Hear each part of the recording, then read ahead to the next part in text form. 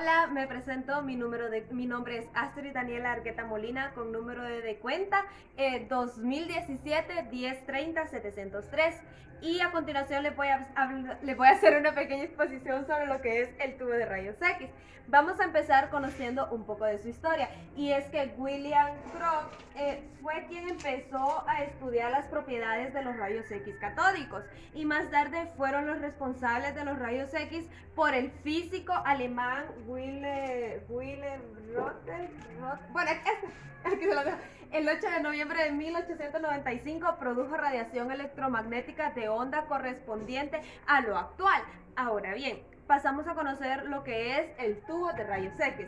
Y es que el tubo de rayos X es el lugar físico donde se genera la radiación electromagnética y mediante un proceso en el cual los electrones acelerados son frenos al colisionar contra el blanco. ¿Y esto para qué se utiliza? Nos preguntaremos. Ahora bien, es una válvula utilizada para la producción de rayos X emitidos mediante la colisión de electrones producidos en el cátodo contra los átomos del ánodo. Veamos las partes del tubo de rayos X.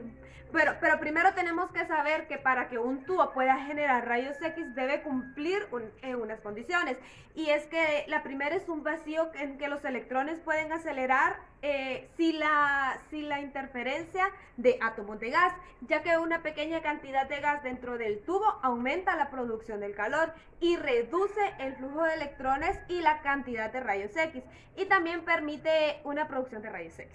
Y las partes, mejor se las voy a mostrar de último.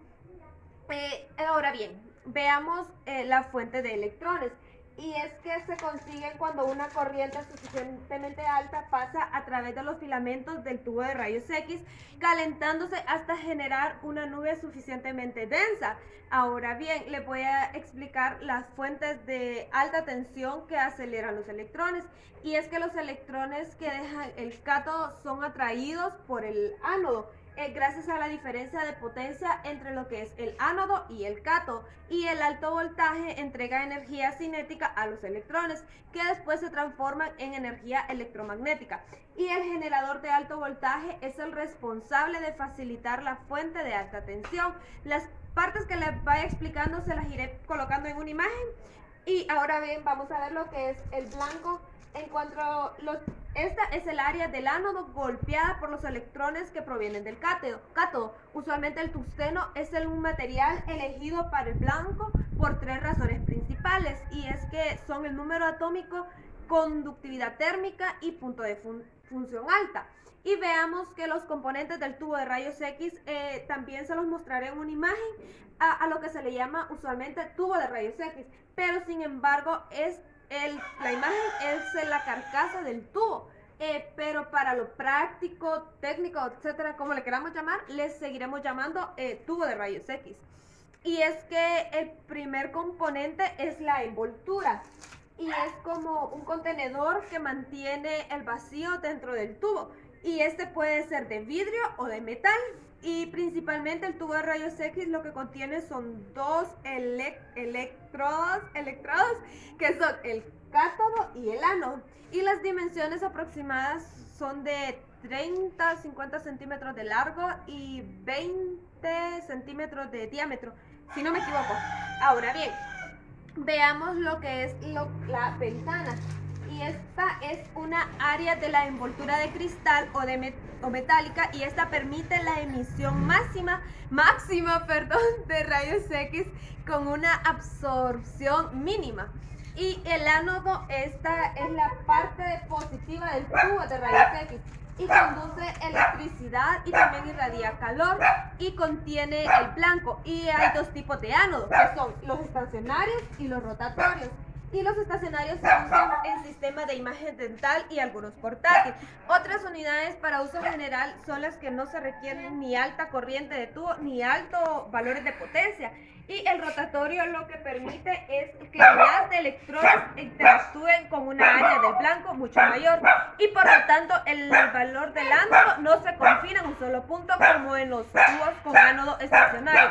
Para girar el ánodo se utiliza un rotor de inducción electromagnética.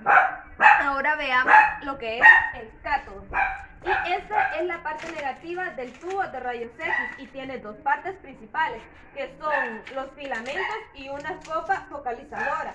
Y los filamentos son espirales que normalmente tienen diámetros aproximados de 2 milímetros, si no me equivoco, y 1 o 2 milímetros de largo. Y los filamentos se incrustan en una copa metálica, en la llamada copa focalizadora. Y esta está cargada negativamente por ellos y combina el haz de electrones a una pequeña área del ánodo. Y veamos otros componentes que por la ventana salen los rayos X, también se consideran componentes del tubo de rayos X, el aceite aislante, el estator y la protección térmica y soportes del ánodo y cátodo. Y para concluir, podemos decir que el tubo de rayos X es el lugar donde se generan los rayos X en base a un procedimiento mediante el cual se aceleran unos electrones en primer lugar para después llenarlos, podemos decirles bruscamente, y de esta forma se obtienen los fotones que se constituyen la radiación ionizante utilizada en radiodiagnóstico. Y también podemos decir que el tubo de rayos X tiene una carcasa interna de 30-50 centímetros de largo y 20 centímetros de ancho y una carcasa de metal o vidrio. Y algo importante que tenemos que saber es que cualquier sustancia dentro del tubo de rayos X puede afectar notablemente lo que es la producción de rayos X. Y dentro del tubo de rayos X no hay ningún tipo de gas y se encuentra al vacío.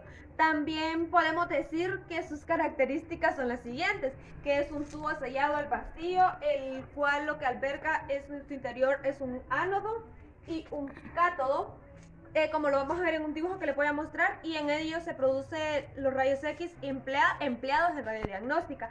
Y saber que las partes principales del tubo de rayos X es el cátodo y el ánodo, porque es el conductor eléctrico que recibe los electrones emitidos por el cátodo y los conduce a través del tubo, por los cables conectores, a través del generador de alta tensión y la mayoría de los tubos de rayos X. Y como les mencioné anteriormente, saber que hay dos tipos de ánodo, que está el ánodo estacionario y el rotatorio. Y el ánodo es la parte positiva del tubo de rayos X, que nos dice que la corriente del tubo más alta y los tiempos de exposición más cortos son posibles por un tubo de ánodo rotatorio. Y ahora bien, veamos el cátodo, que es la parte negativa, como les mencioné, y esto lo que tiene son dos partes principales, que es el filamento y una capa focalizadora.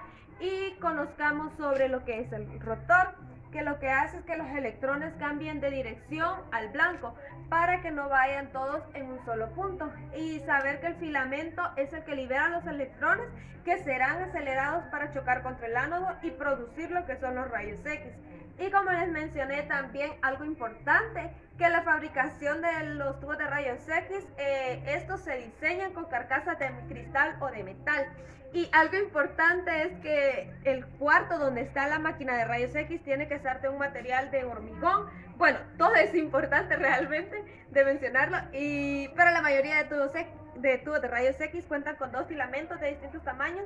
Tenemos el grande, que se utiliza para estudios de regiones anatómicas grandes, y el pequeño, que se utiliza para obtener imagen en gran detalle de lo que son regiones anatómicas más pequeñas, lógicamente.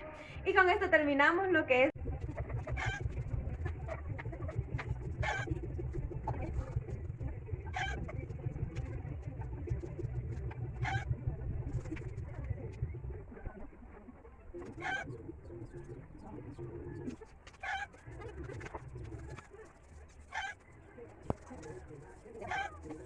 pequeño dibujo, una demostración de lo que es el tubo de rayos X.